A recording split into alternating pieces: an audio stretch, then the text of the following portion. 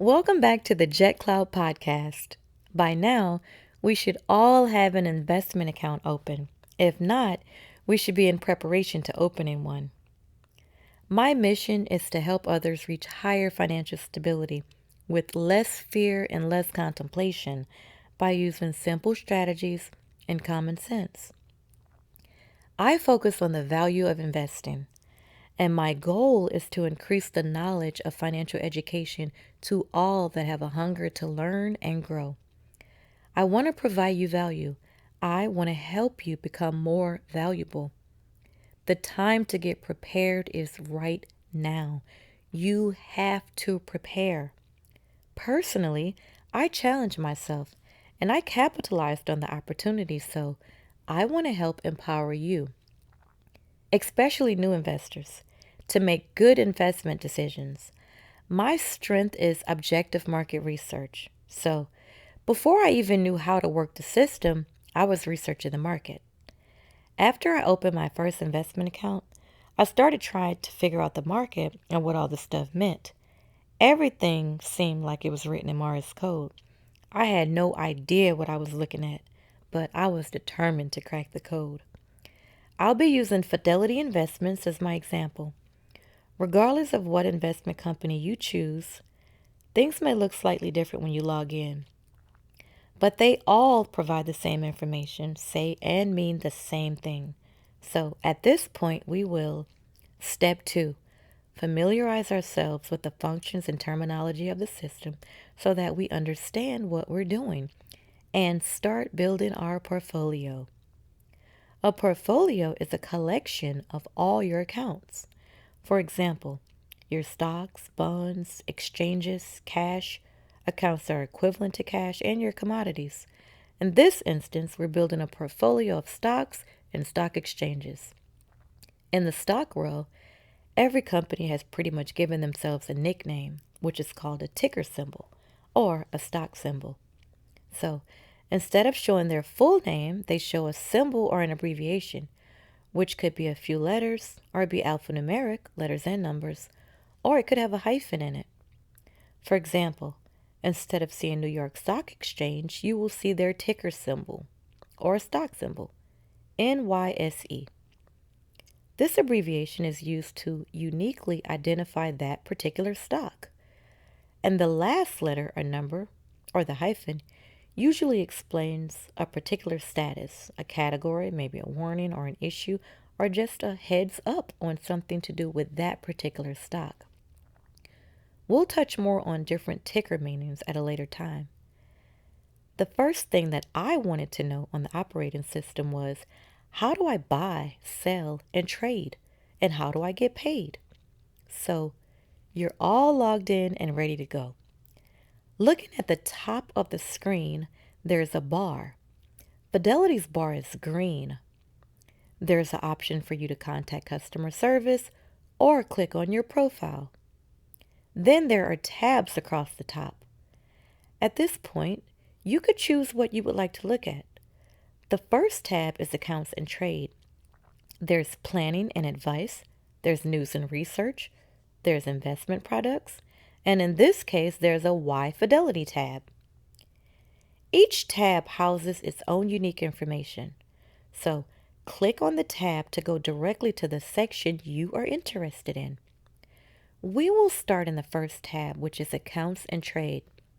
So click on Accounts and Trade. Now under the Accounts and Trade tab, you will see several options. The first option is Portfolio. That is what you want to build. That is where you will see a list of every stock that you own shares in and all the information about those shares. That's called your portfolio. So you'll see Portfolio, Account Positions, Trade, Active Trader Pro, Transfers, Cash Management, Bill Pay, Full View, Security Settings, Account Features, Statements, and your Tax Forms and Informations tab. Now, the first thing I did was add money to my investment account. Now, keep in mind, this is your investment account, so you're not giving your money to anyone. This is still your money. This is your investment account. It's a lot like your average bank's savings account. However, here you have a chance to invest and grow your money, a chance to profit, versus your money sitting in a regular bank savings account and earning pennies of interest or being wasted on unnecessary things. You choose the amount that you would like to put into this account. Technically, there's no minimum amount of money needed to start and invest in stocks, but you probably need at least $200 to $1,000 to really get started. Most brokerages have no minimum to open an account. So, theoretically, you could open an account with $1, but that's all you'll have in your account to invest with. So, add more money. In the event of an emergency and you need the money for something else, well, transfer the money out of your investment account and back into your individual bank account. Now, looking at your screen, we are still under the Accounts and Trades tab, looking at all the options. To add money, just click on Transfers. Now, from this Transfers tab, you see three main columns: Common Task, Manage, and Tracking and Status. This is where you will make all of your money transactions. Under the Common Task column, it shows you different ways to deposit money. Like if you click on Deposit a Paper Check, you can do something as simple as taking a picture of a check with your cell phone and upload the image. The site even shows you a short step-by-step video that walks you through it, making it very simple and easy to understand. If you click on any link or tab, remember you can always back arrow to your previous page. Now, under the Manage column, the first option is Manage Bank Accounts. Here is where you can link your personal account to your investment account. It's fast, easy, and secure. Just click on the Add a New Bank Account button and follow the easy steps. That money will be available in your investment account in 1 to 2 days, normally the same day. Now that you have all added money to your account, you're ready to build your portfolio. So, click back on the Accounts and Trades tab and click Account Positions. Now we noticed the green bar where we clicked on Accounts and Trades. Well, under that is a black bar, which gives you several options: Trade, Transfer, Bill Pays, Add Notes, and View Messages. From this black bar, click on Trade. The first box shows a list of all the investment accounts that you have money reserved in, such as your individual bank account, your 401ks, etc. I keep this account option set on Individual. Next, it shows you your cash available to buy or trade. Settled cash shows you the amount of your cash that is settled. This is cash that is not currently waiting to be cleared due to any buy, sell, or trade. Now you see the Transactions type box. Click on the drop down. This gives you an option to work with your stocks or your mutual funds. In this instance, your transaction type should be Stock ETF. Next, it says Symbol. Now at this point, we have already opened our account, done research and decided which company we'd like to invest in, and added money to our account. Now it's time to enter the name of the company you want to buy stock shares in. So at this point, the first thing I do is ask Google for the ticker symbol for that stock. For example, Google, what is the stock symbol for Tesla? Now, once I know the ticker symbol for Tesla is TSLA, I enter TSLA in the symbol box. So enter your ticker symbol in the symbol box. Now, see the action box. Click on the drop down to select your action. At this time, your stock symbol information will automatically populate.